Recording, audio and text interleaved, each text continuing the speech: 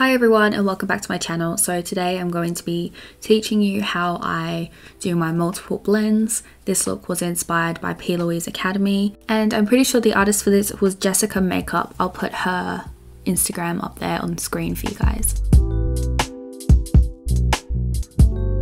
So first of all, I am priming my lids with the Too Faced Born This Way Multi-Use Sculpting Concealer in the shade Cloud.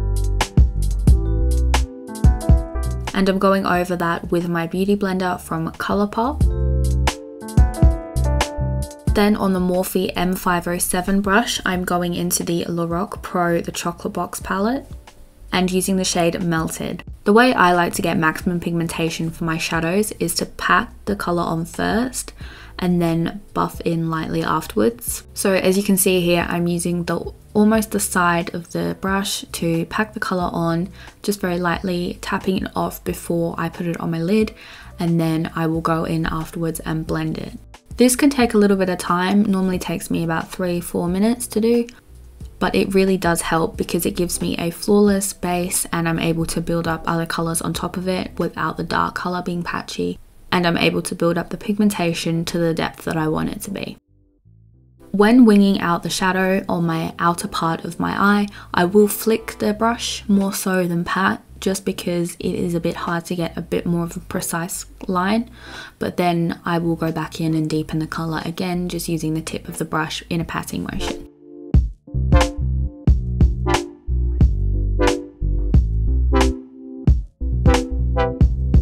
Using the Morphe E17 brush, I am then going lightly over the top of the colour we just put down, and I'm going in small circles of buffing the colour into our concealer.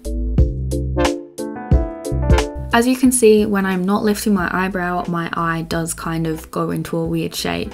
Now, this is natural. If you are going to be doing Instagram makeup, I do lift my eyebrow, so what I'm doing here is I'm showing you how you can fix it. Basically, you are just going to want to go over the top of where it droops down just so that you can create that nice line, and then go ahead and pat that out with the E17 brush that I just used.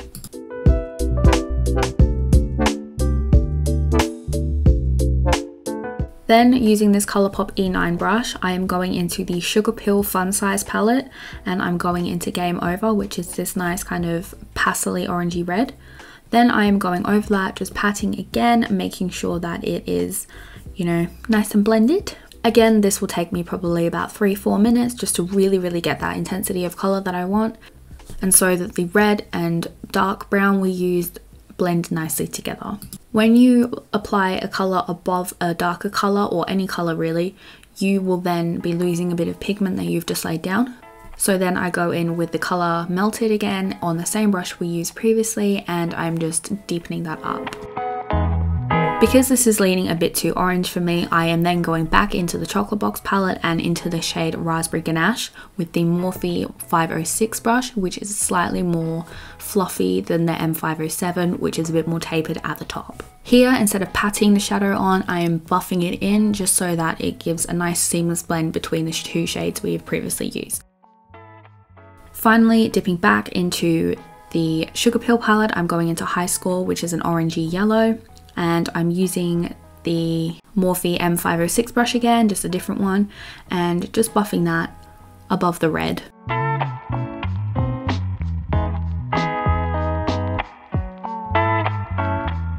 Now, we're going to cut the crease. So I use the Garnier Micellar Water, and I use a flat brush which is very thin. Now this is just the way I do my cut creases. I get asked this question all the time, so I wanted to give a really in-depth tutorial on it.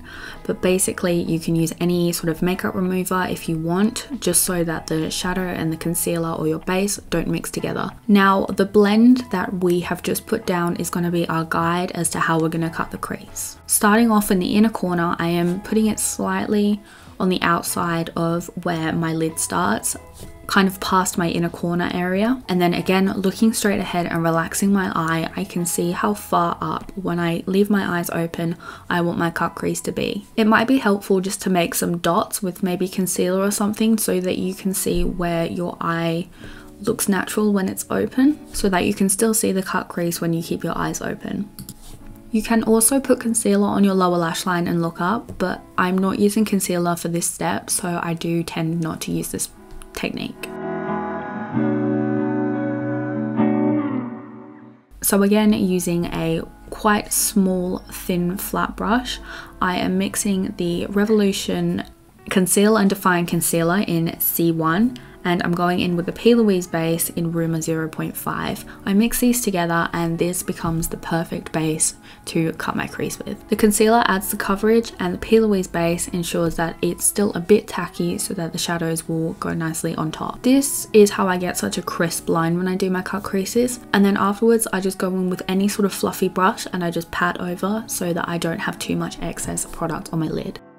I didn't really get to film this part because my camera battery died.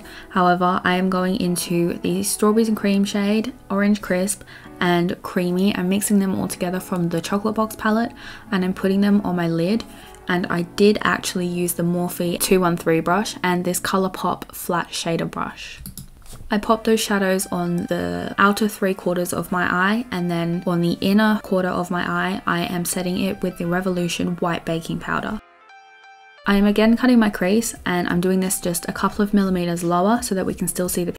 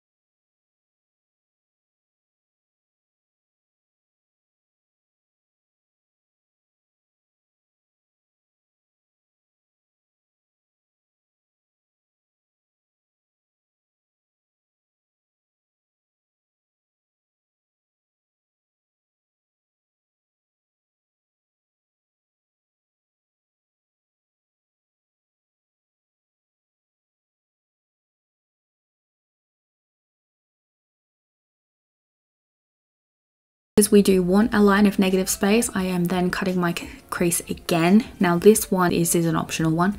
I'm just doing it because I still want that nice crisp edge. And then my camera died again. The first initial blend, I just use those colors with the same Morphe M213 brush and I'm just putting that in a line again. Now for the final cut crease.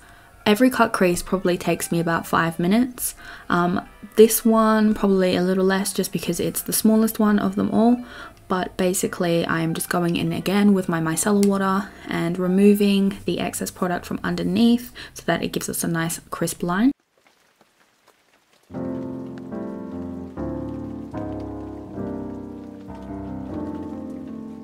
And then with the same concealer and P. Louise base mix, I am going in again with my small flat brush.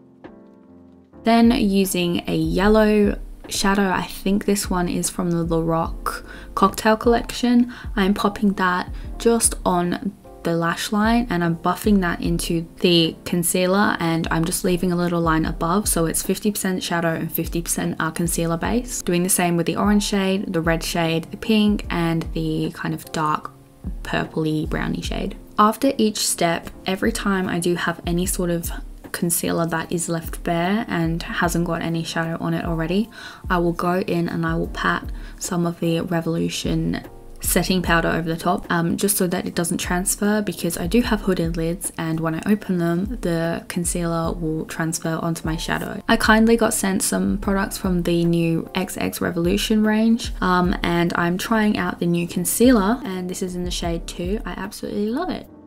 Then going back in with that dark purpley brown shade and on a very, very tiny brush, I am popping that on my lower lash line. Next going into the pinky purple shade, then the red shade, and lastly the orange and yellow shades. It has taken me a lot of trial and error with brushes, different products, and I'm finally at a stage where I'm happy. Yes, this is my final look. I will leave all the products down below and let me know if you have any other questions. I am more than happy to answer any, and I will definitely do another part to this if you have any more cut crease questions, and I will be sure to answer them. So thank you for getting this far, and I hope you have a wonderful day.